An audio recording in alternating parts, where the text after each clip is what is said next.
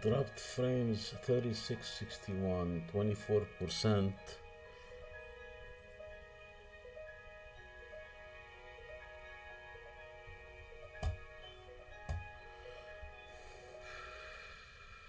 Okay, let's see. Okay, hi guys, this is George Chamoun, and in this presentation, I'm gonna go over part two of the um, grid layout, and I'm gonna review the grid area property. The grid area property. Let me just correct the title on this page. It looks like it's I'll do it later. It's okay. Uh, so in this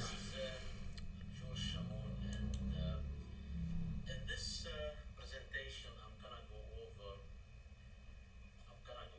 part. Okay, I just wanted to make sure it's I can hear my voice and the audio is okay.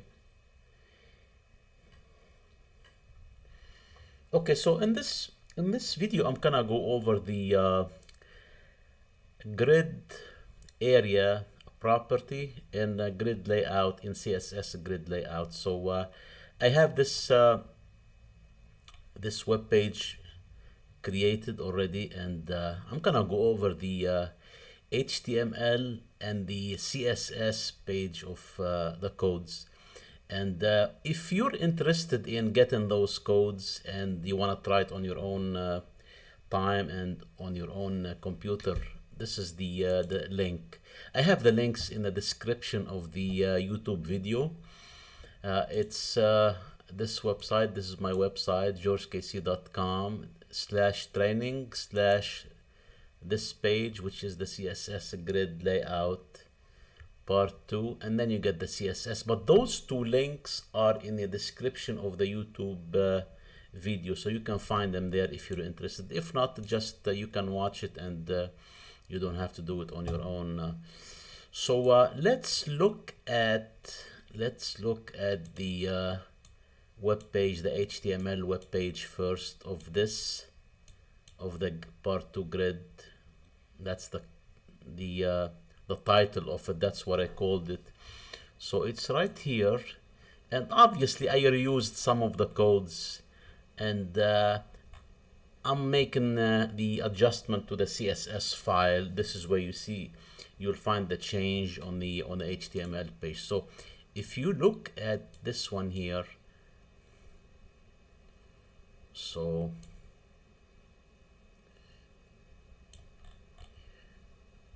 and looking at the CSS page, I mean, this is the HTML, and this is, you see it here in live, not in live server, on my website now, and we can do it in live server if you want. So let's do it in live server right on my computer here. So right click the part 2 HTML, the grid, this one here. It's gonna look the same, the one I showed you on my website. So this is it right here, same one.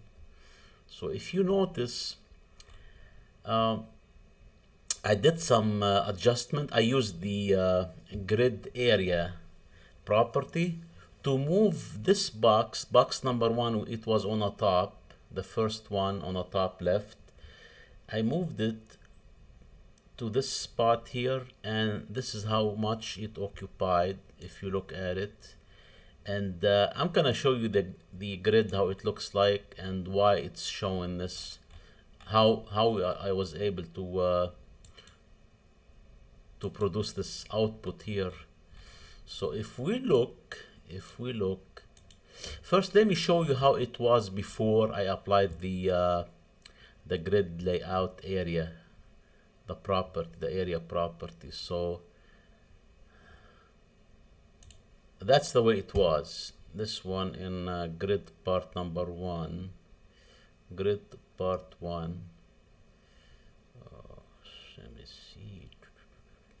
Okay, it's right here. So this is how it was. I think this Okay, this is how it was initially. Box 1 on the top here, top left. Box 1, 2, 3, 4, 5, 6, and they all are like the same width and double the height, double the width of each one. So if you look at it, this is how it looks like, and I went over it. If you need to review this video, go back to the previous video, part 1, for the grid layout. That was my first video about the grid, about the CSS grid layout. Now the area property of the grid I used, it's gonna convert, it's gonna change the this box and move it below, and I'm gonna show you now what I used, what CSS codes I used for this page, that it changed this box here to the below area. So this is the HTML in live server, the web HTML web page for the grid area code. It's taken a minute to show up.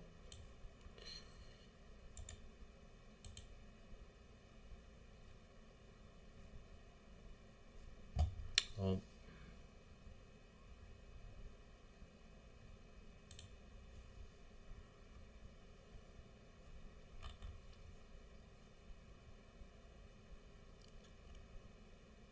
Oh, it's right here.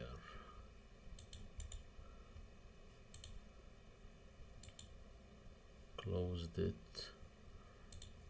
Okay, it showed now. So if you notice, box 1 moved to this area and it occupied more than one column. It was here, and it occupied more than one row. And the way I did it is using this code here.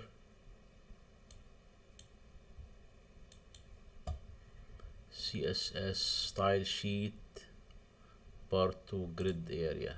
Okay, what we used is we used almost the same ones from the previous video. So I used the display grid. You always have to use this when you're using a grid, and the grid template column, and we divided the column like into, we created 4 columns each one.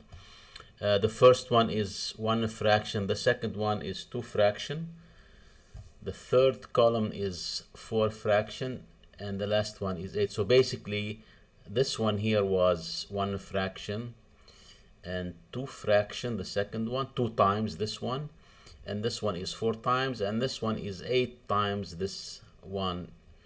So and if you add up those columns, it's gonna be the web page. But we added some gaps here, and we added some padding. That's what it says, column gap and row gap. The row gap is this one, and the column gap is this one, and the padding is 5%. It's around this one here. This is the padding. And now the difference is, in this case, back to the grid area. The grid area property, use it in each, or in one of the whenever you want to change one item inside the grid container. So in this case, we changed the box, and this is what it produced. And let me show as a whole page. So this is,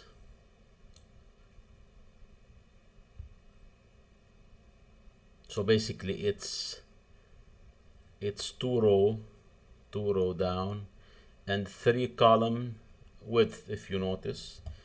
And why this is how it yielded this result.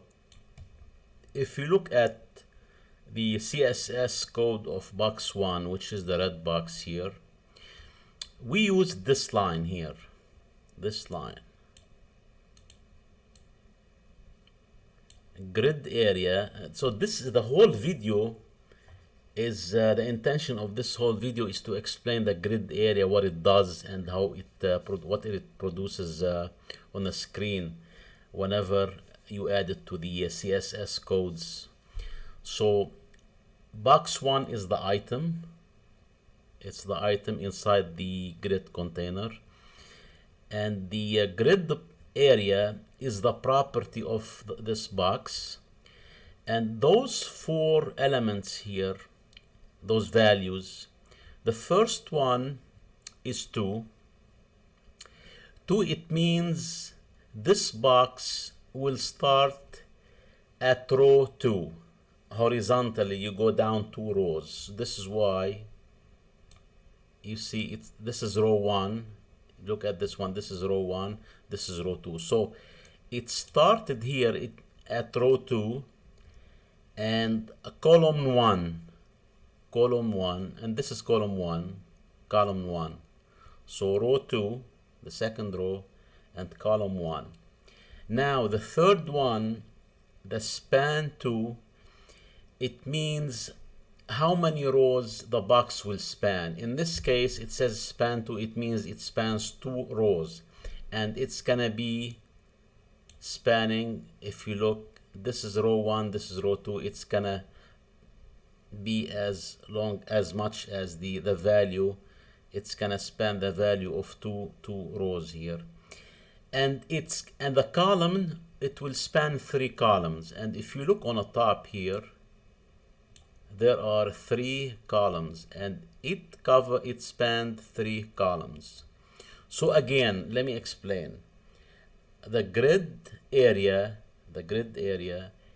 is the property of the grid item inside the grid container, and one of the set of values it has, I'm sure there is a lot of values you can use. In this case is the grid area colon, and then the number where the row starts for this box. So in this case, you want it to start at row 2.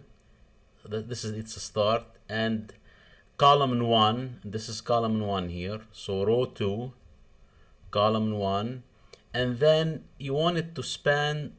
How long you want it to span? You want it to span, let's say, 2 rows.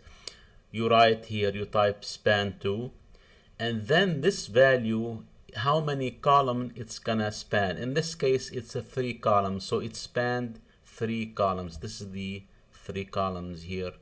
And if we change the gap, if we remove the gap, you'll see it exactly. Let me show. If I remove those gaps, it means those. You're gonna see exactly what I'm talking about. So you see, there is no gaps now between the boxes, and you can see it exactly how it is.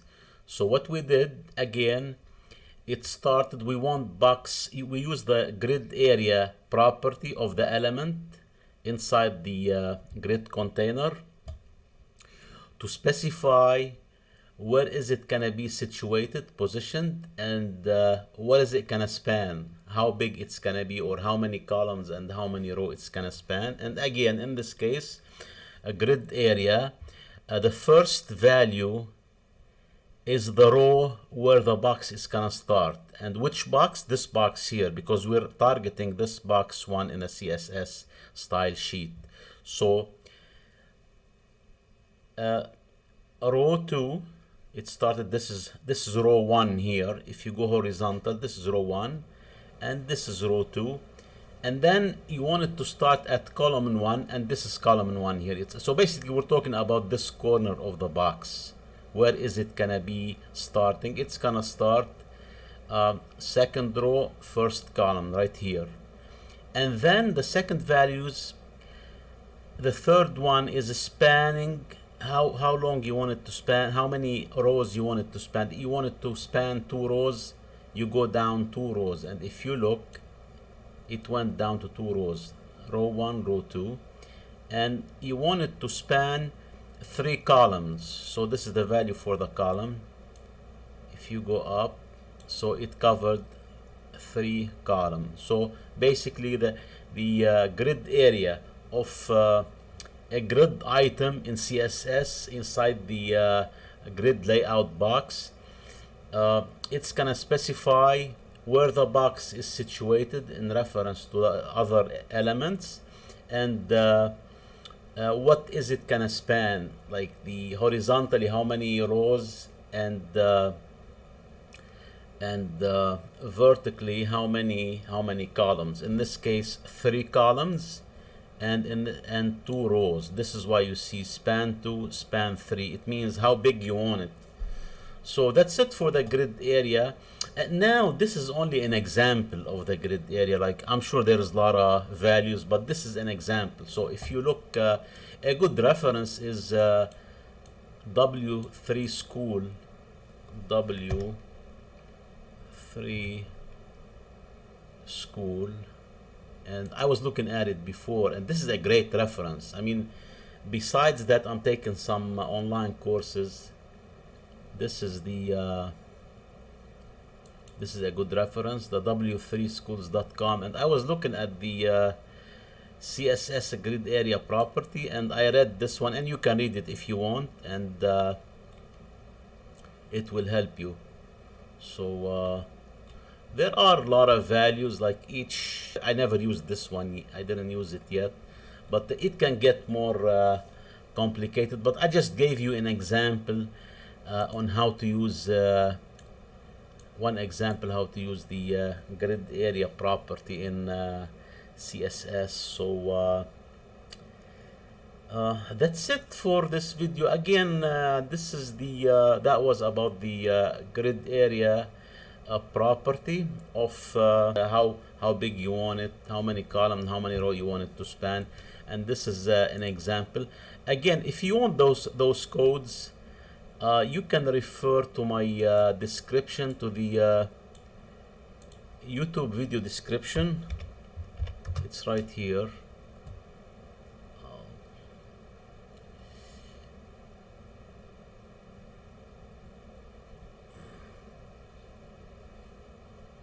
It's taking a minute to load because I'm okay. So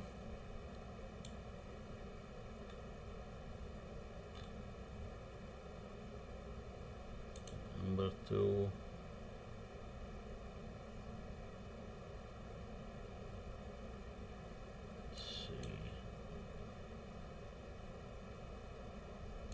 Okay, so this is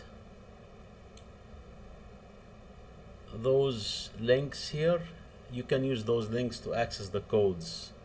So the first one will take you to the HTML code, and the second one will take you to the CSS code, and you can download them to your computer if you want, and you can use them to see how they work on your own computer. So that's it for